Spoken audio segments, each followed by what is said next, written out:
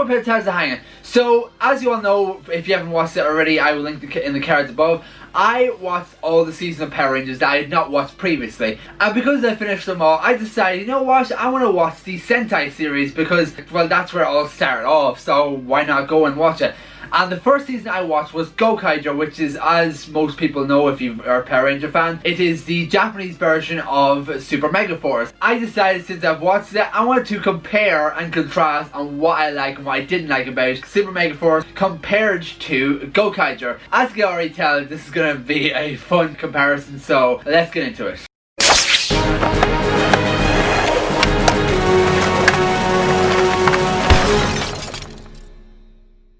But before I get to the video, there's two shoutouts I want to do. First one is for my friend Josh on TikTok, or Eclipse Knight as you know on TikTok and YouTube. Go subscribe to him, leave his links down below. He basically does skits and different like Power Ranger reviews for like toys and series and all that, and just go follow him because he's actually a genuinely nice guy and he's actually real cool. Because I actually met him through TikTok and we actually got along, and the fact that he's a Power Ranger fan is just, what's not to love? But yeah, go follow him because he's trying to get up to 700 subscribers on YouTube, and I just want to help him out because, as I said, he's awesome. And the second shout out I want to do is for the Ranger 2nd Gen, which is a hashtag on Twitter which my friend Hellfox Queen has created on TikTok. It's basically the next generation of Power Rangers fighting like new evil and like kind of get along in their own lives as well, like deal with situations and stuff like that. And it's actually really fun. Like it's a role playing thing where I got involved, and it's really so much fun. Like if you want to go and check out my videos, I will link my TikTok down below. It's actually really fun to do, and there's a lot of awesome people that it's like we're all part of like the same like Power Ranger community, and I freaking love every one of them because they're all so freaking fun to hang out with and chat to, because I'm doing a lot of voice chats as well. Go check Hellfox Queen and hashtag Ranger 2nd Gen on TikTok because it's actually a lot of cool people. If you want to join, go and ask Hellfox Queen on TikTok. She'll be able to help you out, and in her link tree on TikTok it actually tells you how to get onto it. Now, time to get into the video. Gokaiger versus Super Megaforce. So I'm gonna start off with the stuff I like about Super Megaforce, which is not that much, not gonna lie. But as my friends would say, it's not their fault that they should have really been given more of a budget. And also, the year it came out, you couldn't really say too much without being cancelled because it was a very sensitive year for snowflakes, and it was just not really a good time to say that many things. So they had to kind of cut back on a lot of stuff. And not gonna lie, the only thing I liked about it was the fact that they were able to use the legendary mode where they go into different ranges and stuff. That was cool to see, and also the fact that they were showing like old rangers that were in previous seasons show up like in certain episodes in the legendary battle where like certain characters came back to fight. But we don't talk about legendary battle because that was probably the only thing I liked about Super Megaforce, because the fact is, I'm not gonna lie, I didn't like any of the characters. Troy, the red leader, oh my god, the character was like a wooden box. There was very little emotion, not much like depth to him, and the other characters just didn't care much about it. So now we get into Gokaiger. Oh my god, Kaizuga Sentai Gokaiger. I loved that season so much. There was so much to it. Character development was amazing. Like the villains were great. There was like so much more meaning to the characters and all that, and the whole like why they're fighting certain villains. Like let's just like talk about each character individually. I'll go for like the characters who came in each time and like how they joined the crew and all that.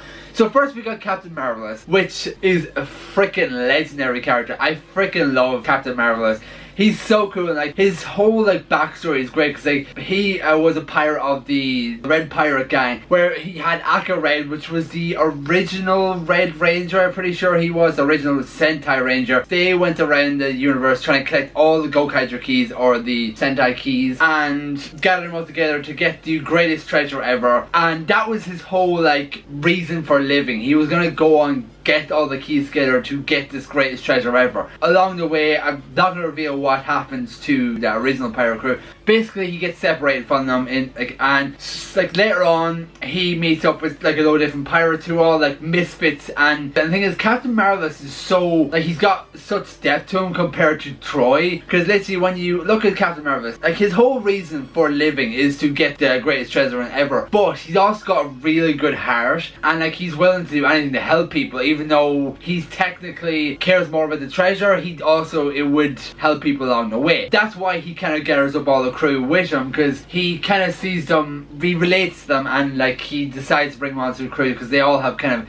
a unique talent that he can bring onto their crew. So the first one we have is Joe-san, and Joe was a guy who worked for the Zangiak, which is the evil like race of aliens that literally own the entire galaxy or universe, one of them. He doesn't want to be part of this, so he tries to get away with his mentor, but he gets separated from his mentor, and he doesn't know what happened to him, and he wants to go and find him. But he goes and joins with Captain Marvel. This is to kind of help in the crew and just like work together, and like they actually really bond well together. And his whole like being is to help Captain Marvelous to go and find the greatest treasure ever, and he also wants to go and find his sensei or mentor or whatever you want to call him. You see the depth of the character, like when he finally finds his master again, and like spoilers for anyone who hasn't watched Gokaiger, he finds out that his master was turned into a robot who was part of the Zangiak, and he doesn't remember anything. And Joe goes on to fight him multiple times to try and bring him back. He finally figures out he can't save him, but he can save his soul by killing the guy. I can't remember what his name was, the villain that he was turned into. I always remember the character for saying, "Yes boss, yes boss." This is like every single time. But the thing is about the series is it goes into so much like detail. It doesn't always focus on the characters, like it goes like, to do them all doing our Gokai changes with all different Sentai ranges, which I freaking love so much more than the Power Rangers Legendary mode. Just like the first battle when they first land on Earth, it was so epic. I know it's basically all the footage of that was used for Super Megaforce, but it's just so much better when you see it in Sentai, and it's much funnier than Super Megaforce as well, and there's character development. But yeah, anyway, Joe-san, yeah, he's just really good as well. He just has some depth. Then we get to Luca, who is the yellow Gokaiger Ranger. Also, just talk about Joe as well before I mention Luca. There was one episode where in Super Megaforce, there was no reason why, where I can't remember his name, Noah, I think his name was. He got defeated by this guy who was like a master swordsman. Noah gets really like, he wants to be the best swordsman ever, and it's like, this came out of nowhere. Like, but when you watch Gokaiger, there's a reason why he wants to be the best swordsman ever, because the fact that his mentor trained him with like how to be a great swordsman, and he wants to be the best swordsman ever. So he also had this technique that his master did, that he noticed the fact that the villain guy actually had, which made him think, oh, could this be the same guy? Okay, now we get to Luca. Luca is freaking hilarious. Basically, all she cares about is stuff. Jewels and money and all this stuff. And the thing is, there's some depth behind that, like some reason behind that too. Because basically her character is all about, like, when she was younger, she lived on a planet which was like, just like basically run by the Zangiak. And she had a sister who died because she couldn't bring her to a hospital because the fact that Zangiak had like taken over this entire planet. So she couldn't do anything to help her sister. She went off and just stole whatever she could to stay alive. And that's how she met Joe-san and Marvelous. Then we get on to Duck-san. Well, his name's not actually Doc, but I can't remember his name right now. But like they all call him Doc because no one actually knew he had another name, so they all just called him Doc. He was this smart guy that Luca came along and found to help them fix the Gokaiger. He joined the crew after a while, and the thing is, he's also got like some depth to him too, because he's this clumsy guy who's like not really good as a pirate himself. He can use weapons, he can use guns really well, and you just gotta love Duck-san because he's so funny, like especially when they morph, and it's like Gokai Green. It's just so, I just love Duck-san, and he makes the food as well for them.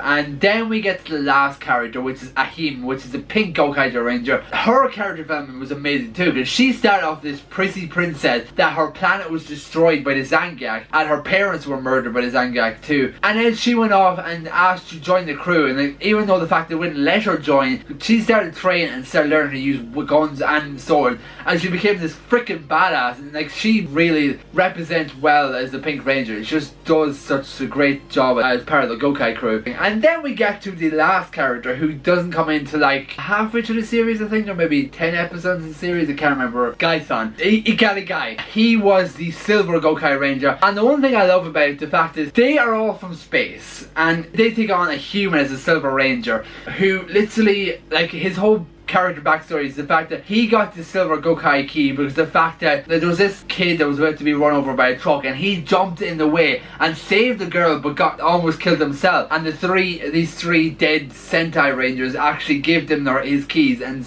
brought him back to life. He's so like got such a good heart, and then he just goes, all he wants to do is like stick to the morals of the Sentai Rangers and just make sure an entire world has happiness and just make sure that hope still exists in the galaxy and universe and the world, whatever. But that's what I love about Ikari Guy. Like, he is just so cool and he's funny, and he just also just is more like every time he just he's so dramatic, and I love it. It's like Gokai Silver! I just like, they're all are different. Like when they do more of it, it's like Gokai Red, Gokai Blue, Gokai Yellow, Gokai Green, Gokai Pink, Gokai Silver! It's just so good. And also, can we just talk about the fact that so many episodes had like previous Sentai Rangers, which did so much better than Power Rangers.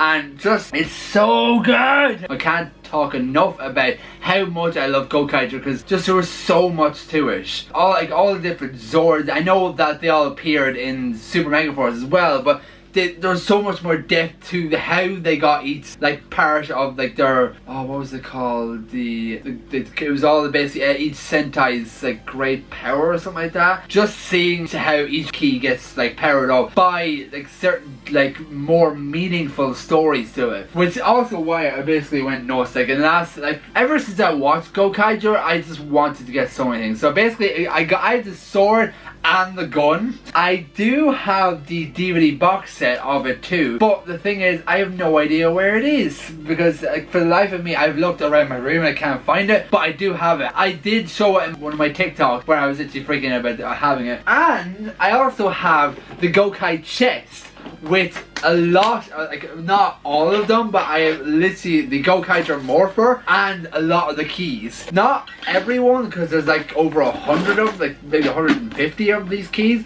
but I'm trying to get them all, and I'm like so in love with Gokaiger. If you haven't watched Gokaiger, go watch it. I totally recommend it. That's basically it. I'm gonna stop talking now, because like as I said, I can't talk enough about Gokaiger and just how much I love it, and just the depth, and also the fact that they have like multiple movies for Gokaiger. I hope you enjoyed this video, however long it was. Give me a thumbs up to subscribe if you did enjoy this video. Also keep an eye out for more future videos about Sentai, because every time I watch a Sentai series I'm gonna go and actually review them now, because I am like watching Sentai as a fresh viewer. I've never watched any Sentai series once, but yeah, now I'm actually getting into Sentai and I cannot get enough of it, because I'm actually watching one right now, and I'll be doing a review of it probably next week, because I'm almost finished it.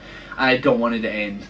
That's how much I love it right now. So yeah, keep an eye out for those, and I will see you next week. Bye! See you later.